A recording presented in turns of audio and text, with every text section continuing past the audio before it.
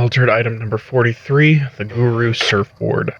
This object is an antique surfboard that is believed to have been manufactured in the 60s.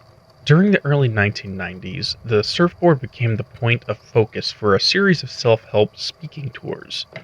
Quote, "This self-help course was called The Power of the Board, created and operated by a man named Chester Bless." End quote. Over the course of these events, attendees were encouraged to come on stage and touch the altered item. In doing so, the individual would experience a surge of optimism in all of their endeavors. This is due to the object's altered effect of enhancing the self-confidence of anyone who touches it. As a result, the item was given a PE designation due to it involving a psychological influence on those whom it affected. Interjection. While the Bureau largely sees itself as a sole governing authority on the altered items and objects of power, it is becoming increasingly apparent that we do not have a monopoly on them. The fact that such a public abuse of an altered item occurred across the nation is proof that others are not only aware of them, but actively use them for personal gain. Over time, the power of the board grew in popularity to the point of becoming a coast-to-coast craze. The Bureau took action at that time and raided Mr. Bless's home in Los Angeles. While the man himself was not present, the altered item was left in plain sight when field agents arrived. Chester Bless is currently under investigation for his possible connection to the Blessed organization. Due to the Hartman incident and the loss of investigation staff, any progress on this investigation has ceased. While it is not the focus of these reports, I will make a note of any references to this paracriminal organization moving forward. Supposition. The staging of the board in plain sight can either be intentional or accidental on behalf of Mr. Bless. Considering the money that was being made during this speaking tour, leaving the object in a safe or a locked room would be the logical course of action. By leaving it out, it was guaranteed to be found by anyone. While there is no proof one way or another, I see a couple of possibilities for this. Hypothesis 1. Mr. Bless became aware of the Bureau's arrival at the last minute and possessed other means of vanishing without a trace.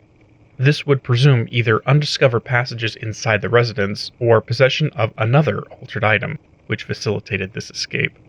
In his hurry to leave, the surfboard was left in public view. This hypothesis is predicated on the idea Chester Bless had no knowledge of the FBC's investigation. Hypothesis 2. Mr. Bless was tipped off about the raid and vacated the property prior to agents arriving.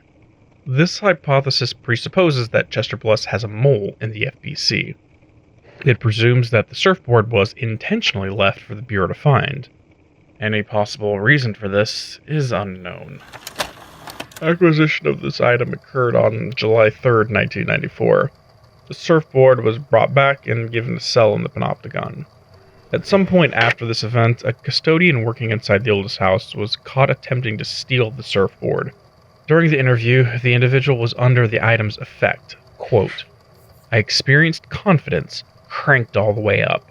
I wanted to become somebody, an artist, a stock trader." End quote. Whether this individual was acting alone or on behalf of an unknown third party requires further investigation. For now, we may be able to get the identity of the custodian by interviewing current staff.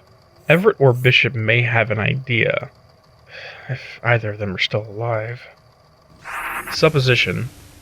The surfboard appears to only improve confidence and does not direct the one experiencing its effect towards a specific goal. Artistic talent and stock trading, as mentioned by the custodian, are radically different pursuits. This means that the custodian did not have prior aspirations of either profession. The surfboard creates raw potential, but does not direct that enthusiasm any specific direction. Rumination. One has to wonder what the point of the speaking tour was. For those in possession of the surfboard, what could have been the end goal? Money is one motivator for sure, but it could be something more.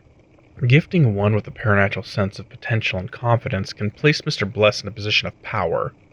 If one wished, they could shape this potential, create thousands of people who believe they can do anything, then manipulate them to carry out specific tasks to benefit either him or the paracriminals he works with. These people are willing to take orders from those who give them a sense of purpose. I've experienced it myself with my own employer. What's so different between the FBC and Bliss? Anyway, the time limit on the altered effect would necessitate this technique be carried out on multiple occasions. But to what end? Even though it may be a stretch, the tour name seems familiar. Power of the Board.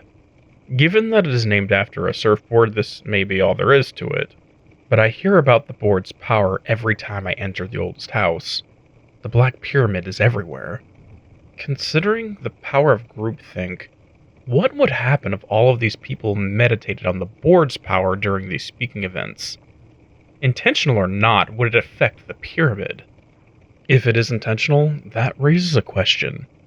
Does the Blessed Group have any links to the board? Maybe I'm seeing patterns where none exist. It just all seems like such a coincidence, but is that all it is? And if there are any moles inside these walls, are any of us safe? I don't want to suspect anyone, but it's difficult not to, being locked inside these walls in such close proximity. What do you need? At this time, the altered item is on lockdown in the Panopticon. It was not reported to have escaped during the initial phase of his invasion. Until my inquiry request is met, that concludes my report on AI-43, the Guru Surfboard.